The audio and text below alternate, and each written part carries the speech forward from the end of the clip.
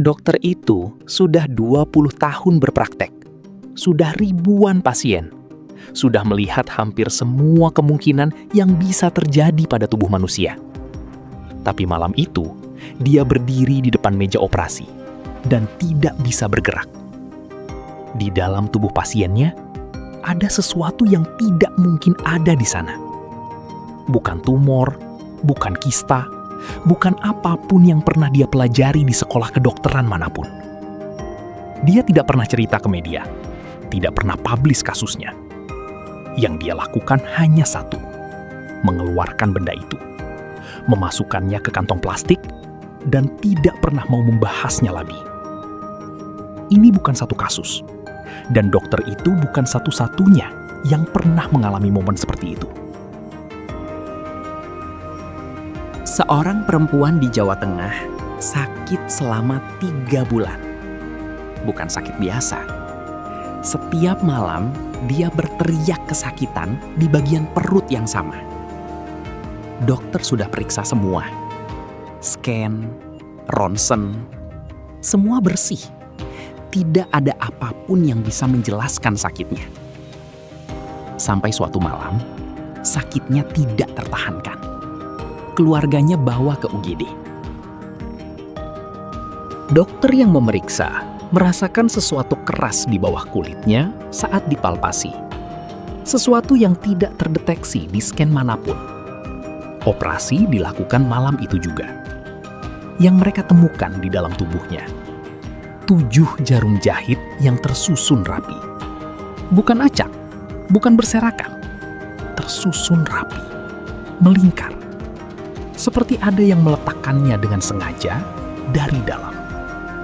Tidak ada luka masuk, tidak ada jejak apapun yang menjelaskan bagaimana benda itu bisa ada di sana. Dokter yang menangani kasus itu menolak diwawancara media. Hanya meninggalkan satu catatan di file pasien. Penyebab tidak dapat ditentukan secara medis. Berbeda kota, berbeda dokter, tapi pola yang hampir identik. Seorang pria di Surabaya kehilangan berat badan drastis dalam 2 bulan. Makan normal, tidak ada penyakit yang terdeteksi, tapi terus menyusut. Yang aneh, setiap malam dia mengeluh ada sesuatu yang bergerak di dalam dadanya. Bukan detak jantung, bukan peristaltik usus. Sesuatu yang bergerak. Keluarganya awalnya pikir itu halusinasi. Sampai mereka meletakkan tangan di dadanya saat dia mengeluh. Dan merasakannya sendiri.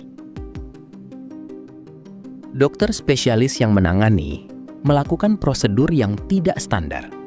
Bukan operasi besar, tapi prosedur ekstraksi kecil. Yang keluar dari tubuhnya, sesuatu yang sampai sekarang tidak bisa diidentifikasi oleh laboratorium manapun. Bukan jaringan tubuh manusia. Bukan benda yang ada di database medis. Laboratorium yang memeriksa sampel itu mengembalikannya ke rumah sakit dengan satu kalimat. Kami tidak bisa mengklasifikasikan ini. Benda itu sekarang ada di mana? Tidak ada yang tahu. File kasusnya hilang dari sistem rumah sakit 2 minggu setelah kejadian. Kasus ketiga ini yang paling berat. Seorang anak berusia 11 tahun di pedalaman Kalimantan, tiba-tiba tidak bisa berjalan. Tidak ada cedera. Tidak ada penyakit saraf yang bisa terdeteksi. Kakinya tiba-tiba tidak mau bekerja.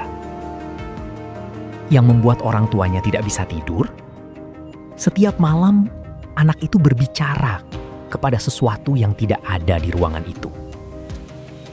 Bukan bicara sendiri, tapi seperti menjawab pertanyaan.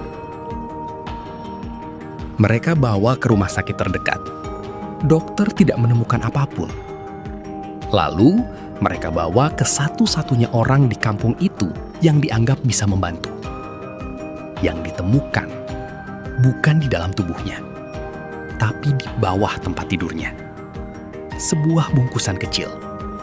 Dibuka di hadapan keluarganya. Di dalamnya ada rambut yang diikat dengan benang merah. Ada tanah yang tidak dikenal asalnya. Dan ada sesuatu yang basah yang tidak bisa diidentifikasi. Setelah bungkusan itu dibakar, anak itu bisa berjalan lagi keesokan harinya. Dokter yang sebelumnya menangani tidak punya penjelasan untuk pemulihannya. Yang dia catat hanya satu: pasien pulih secara spontan. Penyebab tidak diketahui. Jawa Tengah, Surabaya, Kalimantan. Dokter yang berbeda, rumah sakit yang berbeda, tahun yang berbeda. Tapi ada 3 hal yang selalu sama. Pertama, tidak ada penjelasan medis yang bisa diterima untuk semua kasus ini. Kedua, dokter yang terlibat hampir semuanya memilih diam. Tidak ada yang mau bicara ke publik, tidak ada yang mau namanya disebut.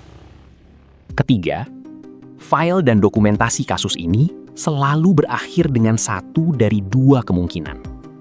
Hilang dari sistem, atau ditutup dengan kalimat yang sama. Penyebab tidak dapat ditentukan. Santet dalam kepercayaan Indonesia bukan sekedar cerita untuk menakut-nakuti. Dalam catatan antropologi kolonial Belanda, praktek ini terdokumentasi sejak ratusan tahun lalu. Bukan dari cerita rakyat, tapi dari laporan pejabat kolonial yang tidak bisa mengabaikan pola yang mereka lihat. Mereka datang dengan ilmu pengetahuan Eropa. Mereka pergi dengan pertanyaan yang tidak bisa mereka jawab. Dan pertanyaan itu, sampai hari ini, masih belum terjawab. Yang paling sulit diterima bukan kasusnya, tapi fakta bahwa orang-orang yang paling terlatih untuk mencari penjelasan logis, para dokter itu, memilih untuk diam. Bukan karena mereka tidak punya penjelasan, tapi karena penjelasan yang paling masuk akal adalah penjelasan yang tidak ingin mereka akui. Santet nyata atau tidak, itu perdebatan yang tidak akan selesai. Tapi benda yang ditemukan di dalam tubuh itu nyata. File yang hilang itu nyata. Dan dokter yang memilih diam itu nyata.